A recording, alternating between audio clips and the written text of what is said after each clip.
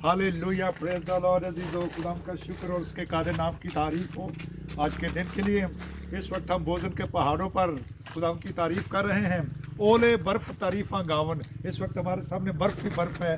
हम खुदा की शुक्रगुजारी करते हैं और उसके नाम को मुबारक कहते हैं। और इस मुल्क के लिए और सातों बड़े आज़मों के लिए एक ज़बरदस्त बेदारी के लिए दुआ कर रहा मेरा ख़ानदान। मैं इसके लिए खुदा की शुक्रगुजारी करता हूँ और उसके नाम को मुबारक कहता हूँ।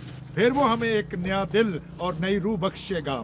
इस नए साल में खुदा चाहता है कि हम सब एक नए दिल और नई रूह के साथ अपने खुदा की इबादत और रियाजत करें जब तक हमारी ज़िंदगी का आखिरी सांस है।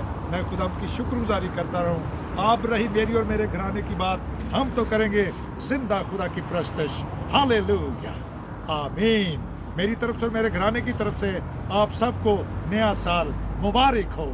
ये 2022 यीशु मसीह के नाम से ज़बरदस्त बेदारी का साल हो। आमीन।